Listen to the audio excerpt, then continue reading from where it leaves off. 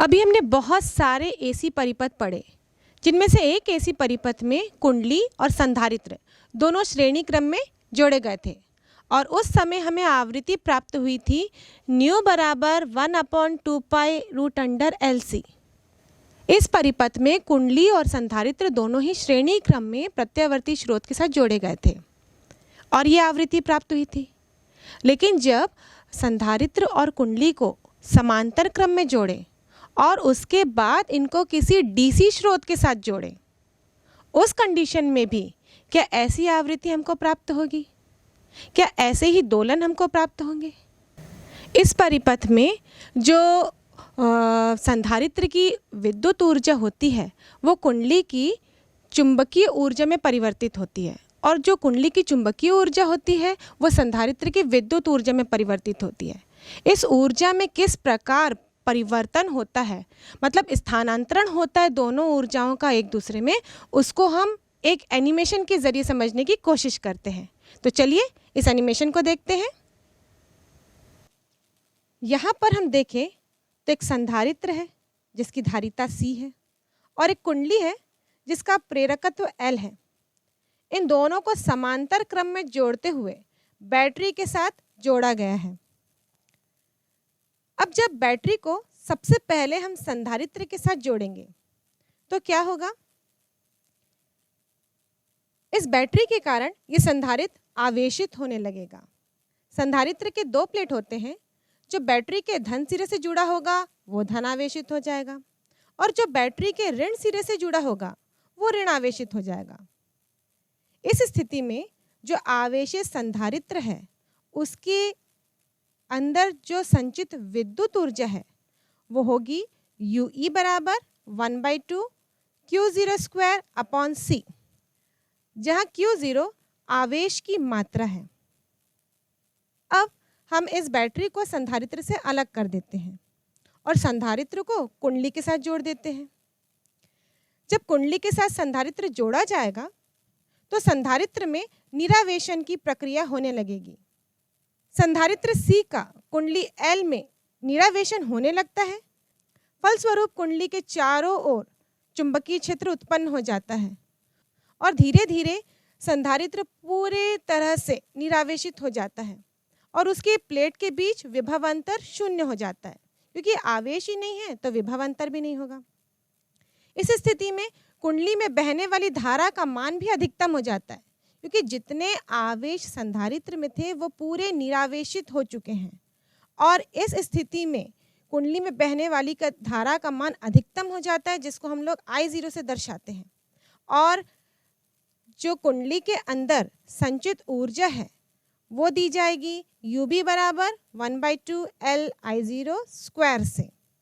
इस स्थिति में संधारित्र में संचित पूर्ण विद्युत ऊर्जा कुंडली में चुंबकीय ऊर्जा के रूप में परिवर्तित हो जाएगी, क्योंकि हम जानते हैं ऊर्जा एक रूप से दूसरे रूप में परिवर्तित हो सकती है। जब संधारित्र का निरावेशन पूर्ण हो जाता है तो कुंडली से बद्ध चुंबकीय फ्लक्स में कमी आने लगती है। क्योंकि फ्लक्स क्यों बढ़ रहा था? क्योंकि धारा के मान में वृद्धि हो रही थी। और धारा के मान में वृद्धि क्यों हो रही थी? क्योंकि आवेश संधारित्र से निरावेशित हो रहे थे। अब जब कुंडली के फ्लक्स में कमी आएगी तो यहाँ पे काम करता है लेंज का नियम। लेंज के नियम के अनुसार फ्लक्स में जो परिवर्तन है उसके आधार पर प्रेरित धारा बहती है और धारा की दिशा कुछ इस प्रकार होती है कि वो उस कारण का विरोध करती है जिस कारण वो उत्पन्न हुई है। यहाँ पर प्रेरित धारा क्यों उत्पन्न हो रही है? क्योंकि चुंबकीय फ्लक्स के मान में कमी आ रही है। तो इस कंडीशन में प्रेरित धारा तो बहने लगेगी और ये प्रेरित धारा की दिशा पहले बह रही धारा की दिशा के समान ही होगी और इसके कारण संधारित्र अब विपरीत दिशा में आवेशित होने लगेगा और जो चुंबकीय ऊर्जा है वो धीरे धीरे विद्युत ऊर्जा में परिवर्तित होने लगेगी और इस प्रकार संधारित्र के पूर्णता आवेशित होने तक ये क्रिया जारी रहती है और संधारित्र के पूर्णता आवेशित हो जाने पर संधारित्र के अंदर संचित विद्युत ऊर्जा पुनः 1/2 Q0² C हो जाती है। अब संधारित्र में निरावेशन की प्रक्रिया विपरीत दिशा में होगी और विद्युत ऊर्जा फिर से कुंडली से जुड़े चुंबकीय ऊर्जा के रूप में परिवर्तित होगी।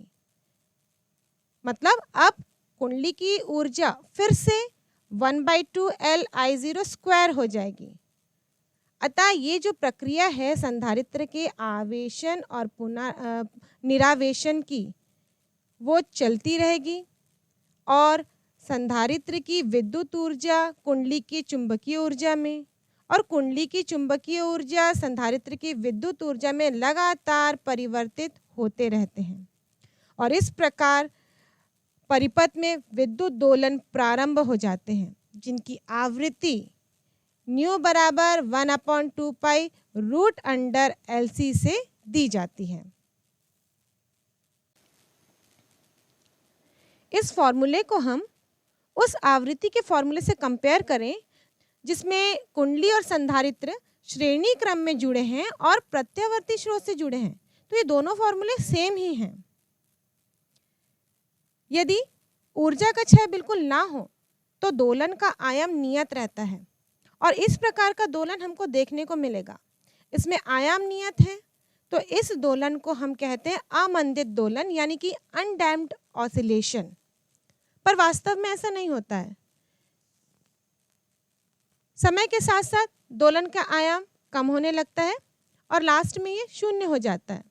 तो इस प्रकार जो वास्तविक दोलन हमें प्राप्त होते हैं वो अवमंदित दोलन होते हैं, यानी कि डैम्प्ड ऑसिलेशन। और इस अवमंदित दोलन प्राप्त करने के दो कारण हैं। पहला, क्योंकि प्रेरक कुंडली का प्रतिरोध शून्य तो होता नहीं है और इसके कारण ही विद्युत ऊर्जा ऊष्मीय ऊर्जा के रूप में अपव्यय होने लगती है। इस क्षय को कम करने के लिए हम प्रेरक कुंडली जो लिए हैं, जिस तार से वो बनी है, उस तार को मोटा करें तो उसका प्रतिरोध कम हो जाएगा और इस क्षय को हम कम कर सकते हैं। जो दूसरा कारण है उसे हम देखें तो परिपथ का प्रतिरोध शून्य नहीं होता और यदि परिपथ का प्रतिरोध शून्य ना हो तो ऊर्जा विद्युत चुंबकीय तरंगों के रूप में विकिरित होने लगती है और इसी कारण ये दोलन अवमंदित हो जाते हैं। अभी जो हमने वीडियो के द्वारा L और C के बीच में विद्युत ऊर्जा का चुंबकीय ऊर्जा में और चुंबकीय ऊर्जा का विद्युत ऊर्जा में परिवर्तन देखा, उसको हम गणितीय रूप में सिद्ध करते हैं। मान लीजिए C धारिता का संधारित्र है। यह आवेशित होने के बाद उसमें संचित आवेश Q0 है। अब चित्र अनुसार एक प्रेरक कुंडली L से इसे जोड़ दिया गया है तो संधारित्र पर आवेश कम होने लगता है, जिससे परिपथ में धारा प्रवाहित होने लगती है। मान लो किसी क्षण t पर संधारित्र पर आवेश Q तथा परिपथ में प्रवाहित धारा I है। आवेश धीरे धीरे घट रहा है और धारा बढ़ रही है। इसका मतलब धारा का समीकरण होगा I बराबर dq/dt और हम यहाँ पर लिखेंगे माइनस साइन, क्योंकि आवेश घटने के कारण धारा यहाँ पर बढ़ रही है। इस क्षण पर संधारित्र के सिरों पर विभव अंतर होगा Q/C और प्रेरक कुंडली के सिरों पर विभव अंतर होगा -L di/dt। और किरचॉफ के लूप नियम से हम देखें तो ये दोनों विभव अंतर मिलकर शून्य होने चाहिए। तो हम लिखेंगे Q/C -L di/dt = 0 और समीकरण 1 में मान रखने पर हमको प्राप्त होगा Q/C -L d/dt। I के स्थान पर हम लिखेंगे -dq/dt = 0। ये माइनस और माइनस यहाँ प्लस हो जाएंगे तो हम यहाँ लिखेंगे L d² Q/dt² plus Q/C = 0। इस समीकरण को यदि L से भाग दें तो इसको लिख सकते हैं d² Q/dt² plus 1/LC Q = 0। इस समीकरण का स्वरूप सरल आवर्ती गति के समीकरण के जैसा है। यदि सरल आवर्ती गति का समीकरण देखें तो इस प्रकार होता है D square X upon D T square plus omega 0 square X equal to 0। इन दोनों समीकरणों को हम कंपेयर करें तो हम देखेंगे जो ओमेगा स्क्वायर है वो बराबर है 1 अपॉन एल सी के। तो हम दोनों को बराबर कर देते हैं। ओमेगा 0 स्क्वायर बराबर 1 अपॉन एल सी, दोनों पक्षों का वर्गमूल लेने पर ओमेगा 0 बराबर 1 upon root under L C. और ओमेगा और आवृत्ति में क्या संबंध होता है? ओमेगा बराबर 2 पाई न्यू होता है, तो हम यहाँ पर लिखेंगे 2 पाई न्यू 0 बराबर 1 upon root under L C, और न्यू 0 का मान होगा 1 upon 2 pi root under L C. और ये समीकरण है वो विद्युत दोलन के स्वाभाविक यानी कि प्राकृतिक आवृत्ति के लिए है।